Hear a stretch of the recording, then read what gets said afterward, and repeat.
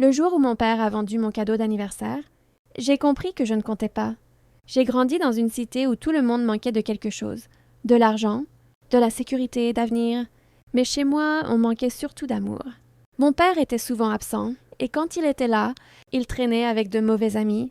Comme disait ma grand-mère, pour mes 12 ans, ma tante m'avait offert un petit vélo bleu, d'occasion.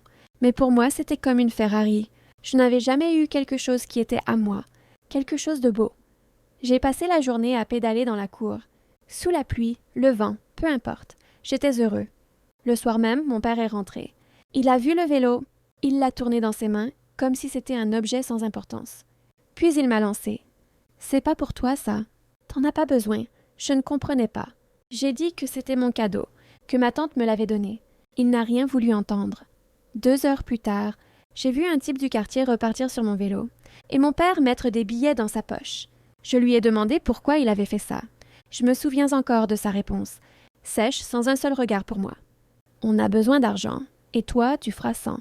Cette phrase m'a suivie toute ma vie. J'ai pleuré dans ma chambre, en silence, pour ne pas l'énerver. Pas seulement pour le vélo, pour ce que ça voulait dire. Ce soir-là, j'ai compris que dans l'échelle de priorité de mon père, j'étais tout en bas, juste en dessous de ses dettes, de ses potes et de ses mauvaises décisions. Aujourd'hui encore, quand je vois un enfant rouler sur un vélo neuf, j'ai un pincement au cœur. Pas parce que j'en voulais un, mais parce que je n'avais jamais eu le droit de garder ce qui était à moi.